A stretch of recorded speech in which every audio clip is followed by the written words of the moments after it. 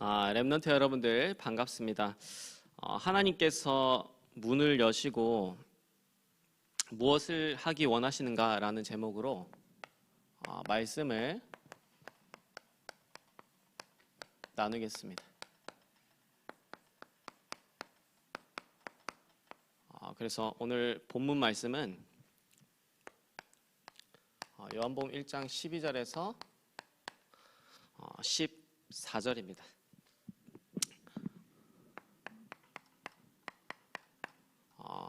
지금 코로나가 이제 코비드 19이라 하죠. 이게 지금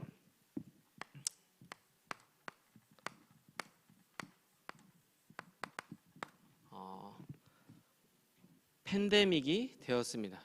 쉽게 말하면 전염병이 한두 지역에서 발생하는 것은 팬데믹이라 하지 않는데 이 전염병이 전 세계적으로 대유행을 탄 것을 보고 팬데믹이라 하는데, 지금 코로나가 전 세계적으로 대유행을 탔는데, 앞으로 학자들의 말에 의하면은 이게 지금도 이미 장기화됐는데 앞으로 더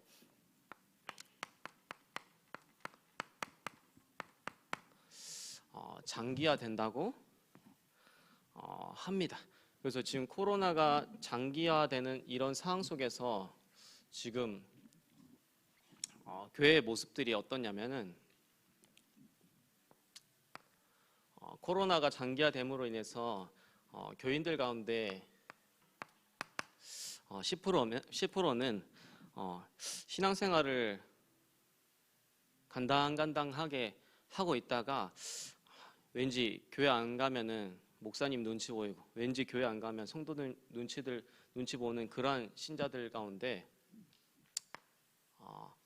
10%가 지금 코로나를 핑계로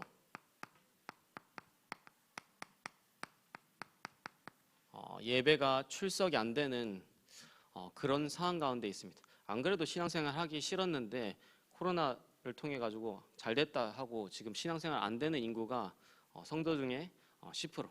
그러면서 지금 60%는 어떠한 상황 가운데 있냐면, 교회가 대부분이 어떤 건물에 세를 들어 있잖아요. 자연스럽게 이제 코로나가 터져가지고 자연스럽게 예배가 안 되고 예배 출석 교인들이 줄어들으니까, 자연스럽게 출석 교인이 준다는 말은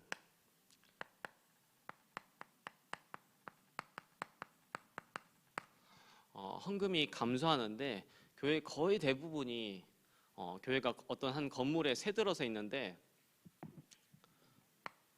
자연스럽게 헌금이 줄어드니까 이제 월세를 못 낼 형편에 있는 그러한 지금 흐름.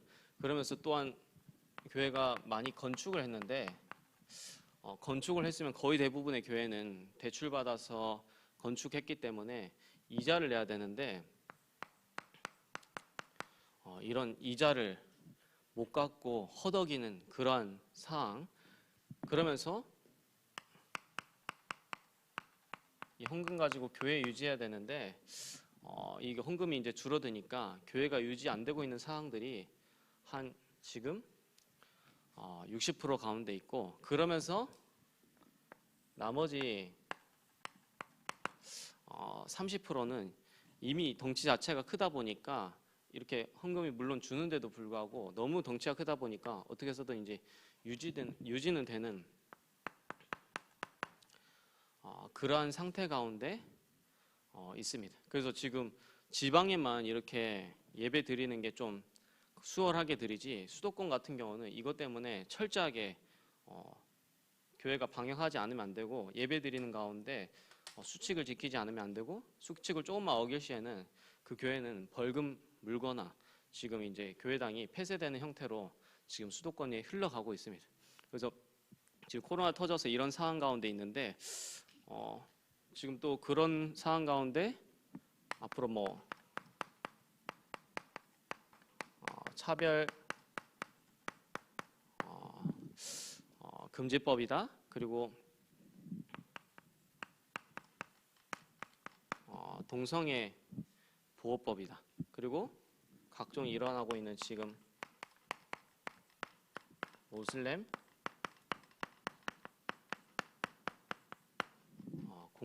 공산주의.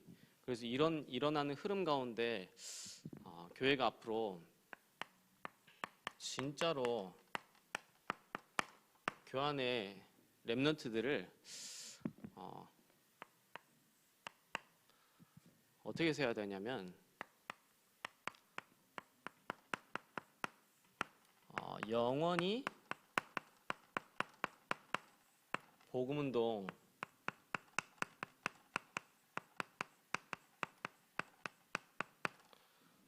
지속할 제자로 세우라는 하나님의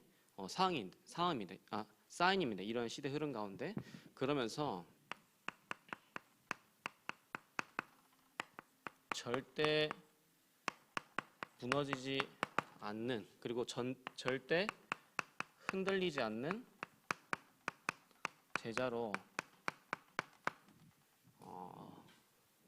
세워라.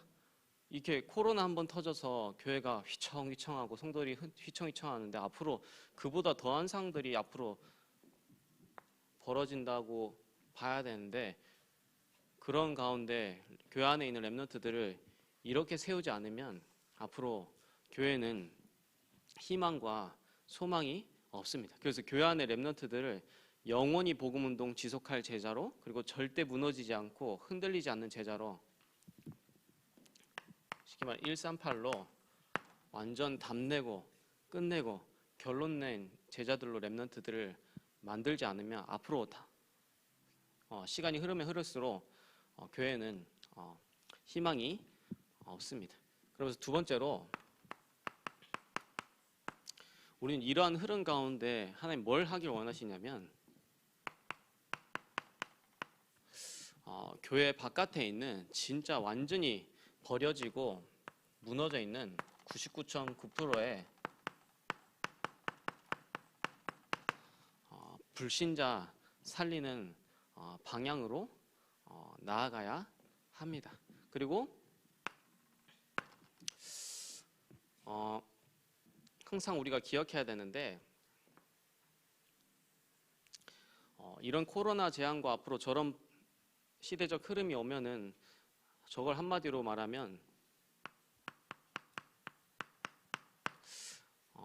재앙이라는데 성경에 뭐라 돼 있냐면 에레미야서 29장 11절에 여호와의 말씀이니라 너희를 향한 나의 생각을 내가 안하니 평안이요 재앙이 아니니라.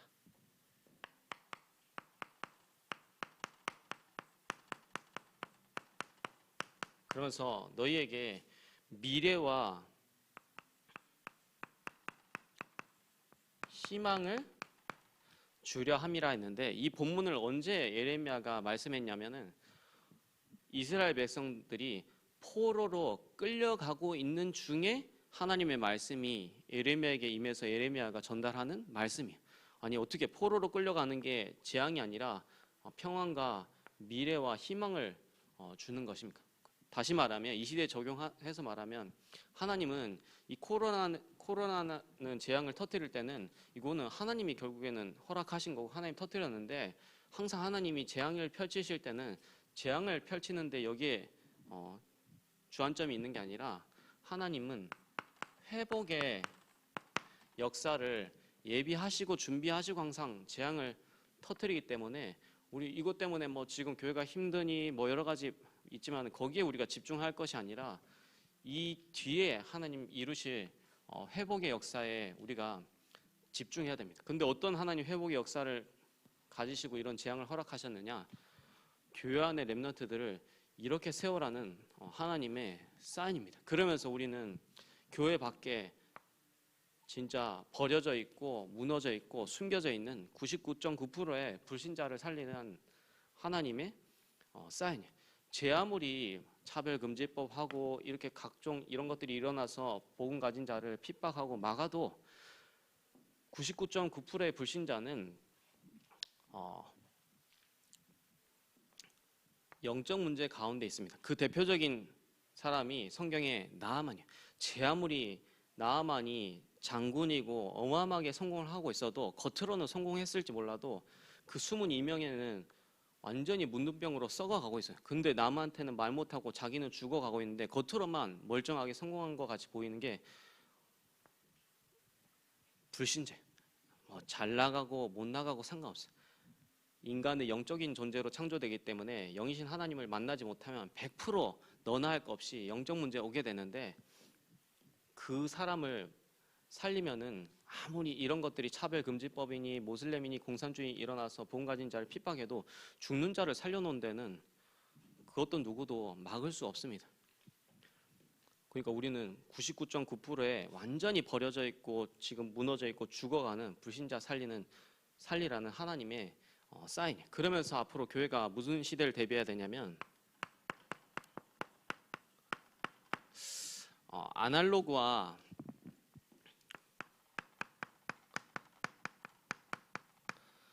디지털을 융합한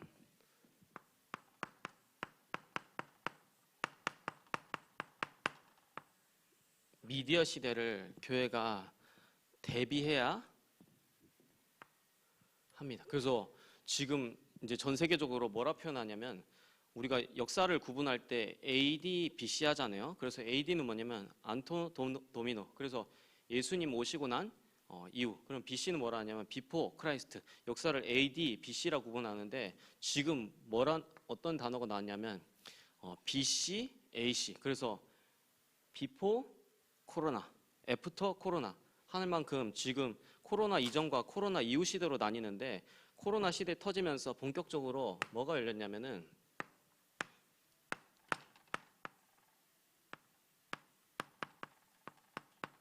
사회적 거리두기다 하면서 지금 사람 간의 간격을 계속 두는데, 사람하고 접촉하지 않는 시대가 어떻게 보면 열린다는 것을 코로나 시대가 서막으로 열었습니다. 앞으로 시간이 흐르면 흐를수록 사람과 접촉하지 않는 시대가 열리는데, 우리는 그러한 시대를 대비해서 교회가 이 미디어 시대를 반드시 준비해야 돼요. 그래서 이제 제 개인적으로는 아날로그를 뭐로 생각하냐면은, 이거는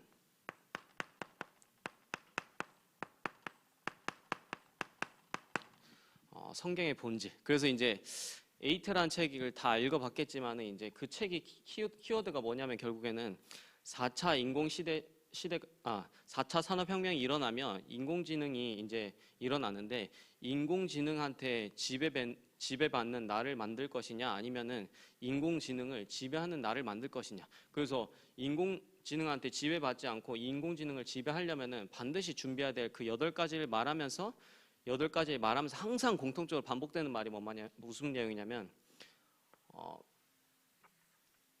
창조적 상상력과 공감력을 키우는 것만이 인공지능한테 지배받지 않는 나를 만들고 인공지능을 지배하는 나를 만드는 길이다 하면서 창조적 상상력과 공감력 얘기했는데, 그걸 키우기 위해서는 결국에는 한마디로 인문학 읽으라 이 얘기예요, 결국에는. 근데 우리는 인공지능에 지배받지 않는 나, 그리고 인공지능을 지배하는 나를 만들기 위해서는 뭘 준비해야 되냐? 철저하게 아날로그, 성경의 본질을 준비해야 됩니다. 근데 그 책에서는 첫 번째부터 이제 디지털을 차단하라 했는데, 디지털 차단하라는 거는 좀 반은 맞는 얘기고 반은 틀린 얘기예요. 그래서 여러분들이 좀 참고해야 되는데, 에이트라는 책과 함께 포노 사피엔스라는 책을 여러분들 봐야 되는데, 그 책에서 뭐라 하냐면, 폰이 신체 일부가 되었다. 옛날엔 호모 사피엔스였는데 폰도 신체 일부분이 될 만큼 그런 시대가 열렸다는, 그게 이제 포노 사피엔스인데, 그 책도 결국에는 인문학 들어가라는 얘기인데, 그 책은 오히려 디지털을 차단하는 게 아니라 디지털을 활용하라 돼 있는데, 우리는 이제 이거는 어떻게 보면 성경의 본질과 함께 성경에 있는 방법이 되겠죠. 그래서 요 2가지를 가지고 앞으로 미디어 시대를 대비해. 앞으로 시간이 흐르면 흐를수록 앞으로 사람 간의 접촉이 없어지는 시대가 앞으로 더 이제 활성화된다 보면 돼요. 그래서 그런 시대 가운데 미디어라는 뜻이 뭐냐면은 어떤 것과 A와 B 사이에 이어주는 매개체 역할을 하는 게 미디어예요. 그래서 옛날에는 그 미디어가 이제 글이 됐고, 옛날에는 그 미디어가 뭐 음악이 됐고, 옛날에는 미디어가 뭐 여러 가지 있었는데, 물론 옛날에도 미디어 있었는데 지금도 이제 미디어 있는데, 근데 이게 더 우리가 교회가 눈 떠가지고 이 부분들을 준비해야 되는 시대가 어떻게 보면 열린 겁니다. 아무튼 이렇게 우리가 시대를 잘 대비해야 되겠습니다. 그래서 반드시 재앙이 일어날 때는 하나의 회복의 역사를 예비했고 준비했기 때문에 우리는 교회는 여기에 집중하면 안 되고 이 회복에 집중해야 합니다. 그래서 본론인데 하나님께서 문을 여시고 무엇을 하기를 원하시는가 했는데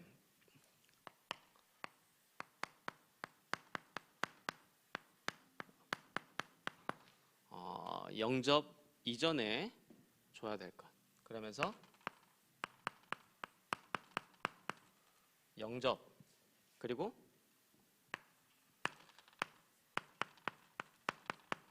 영접 이후에 줘야 될 것. 그래서 영접 이전에는 결국에는 5가지 사실을 전달해줘야 합니다. 그게 이제 항상 우리가 구원의 때 하는 이제 5가지인데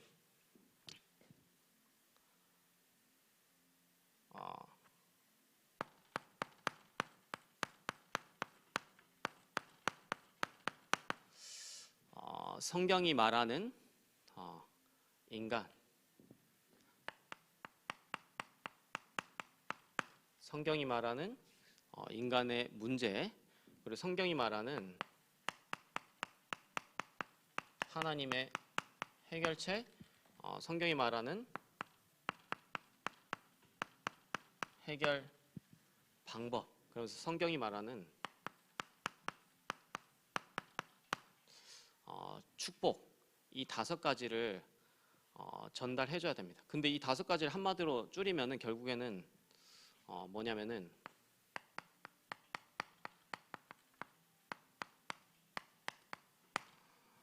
문제와 답이에요. 그래서 여기서 참고해야 될 단어가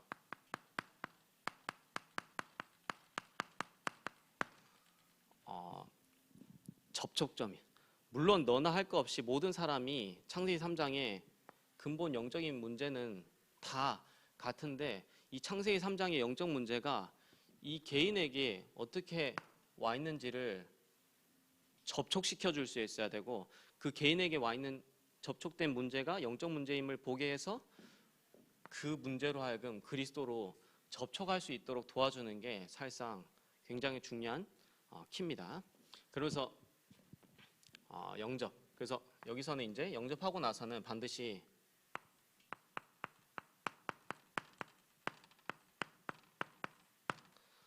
영접의 의미에 대해서 전달해 줘야 돼.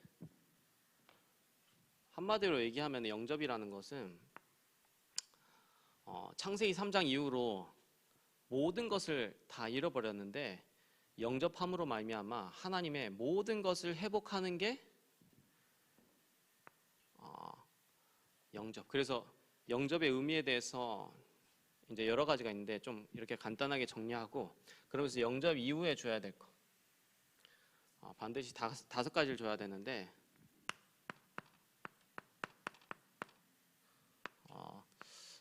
구원이 무엇인지 그러면 구원을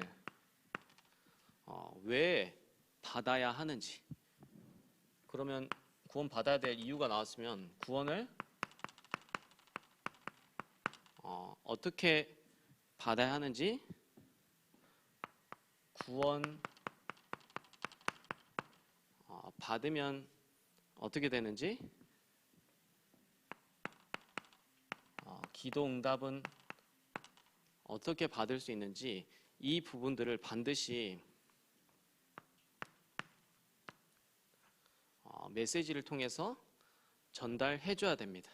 그러면서 요 5가지를 전달해 주면서 영접한 그 사람이 실제적으로 응답 받으려면 이 5가지 메시지를 주면서 뭘 해줘야 되냐면 이 사람이 근본적으로 살아나는 거는 결국에는 예배를 통해서 살아나야 돼요. 그래서 영접한 이 사람이 예배를 통해서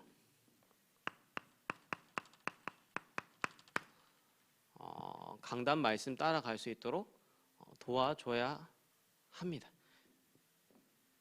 결국에는 요거 전달해주면서 요거를 이 사람이 근원적으로 따라갈 수 있다면은 결국에 이 사람은 나중에 가면 반드시 응답받게 되고 나중에 가보면 반드시 서밋의 자리에 서게 돼 있어요. 그래서 이 2가지를 전달해줘야 되고, 그러면서 결론으로 초대교회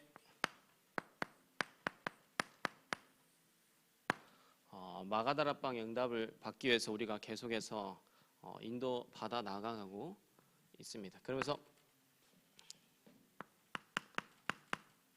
직분은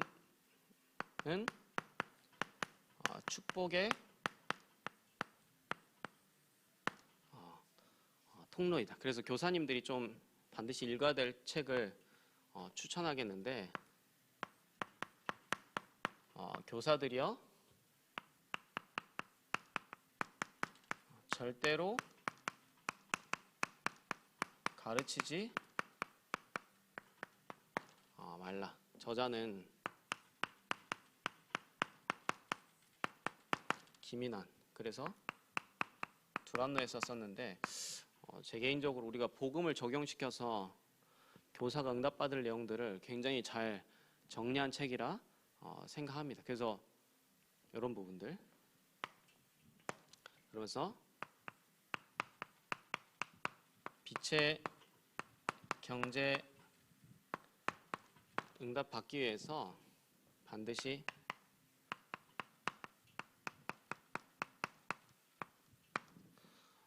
헌금계 하시라. 그래서 랩런트들은 항상 책을 항상 들고 다니고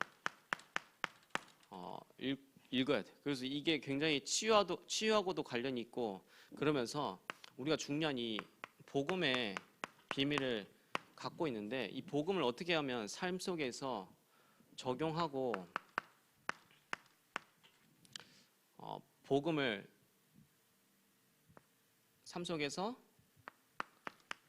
누릴 수 있는지, 여기에 대한 실제적인 지혜와 힘들이 책을 통해서 굉장히 많이 나옵니다. 그래서 랩런트들 항상 책을 계속해서 들고 다니고 읽을 수 있어야 돼요. 그냥 책 읽어서 교양을 쌓는다, 지식을 쌓는다, 이게 아니라 책을 왜 읽어야 되냐면 여러분들이 복음을 삶 속에서 적용하고 누릴 수 있는 지혜와 힘이 책에서 나오기 때문에 책을 항상 들고 다니고 읽어야 돼요. 그 교사님들 필히 절대로 가르치지 말라, 이 내용을 책을 읽어야 되는데, 이 책에서 말하는 키가 뭐냐면은 랩런트들한테 결국에는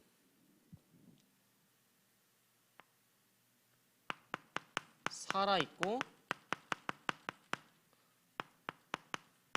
나를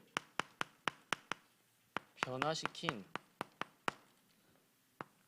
하나님의 말씀을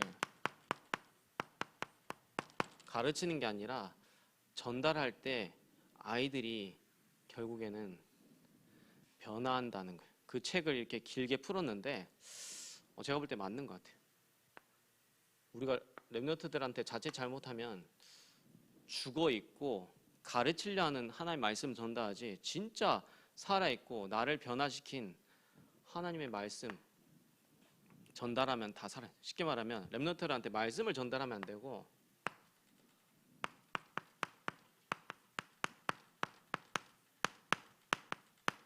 살아있고 나를 변화시켜서 성취된 말씀을 렘넌트들한테 전달하면 반드시 렘넌트가 살아난다. 이게 이 책의 키예요. 그래서 굉장히 참고할 내용들이 많습니다. 우리가 그래서 책 한번 꼭 읽어보길 바랍니다. 기도하겠습니다. 하나님, 코로나를 통해서 재앙에 집중하지 않게 하시고 회복의 역사에 집중하는 렘넌트들이 다 되게 역사하여 주옵소서. 한 주간 영접의 비밀에 대해서 깊숙하게 묵상하는 한 주간이 되게 역사하시며 정말로 렘넌트들 앞에서 우리가 증인으로 설 수 있도록 역사하여 주옵소서. 예수 그리스도 이름으로 기도드리옵나이다. 아멘.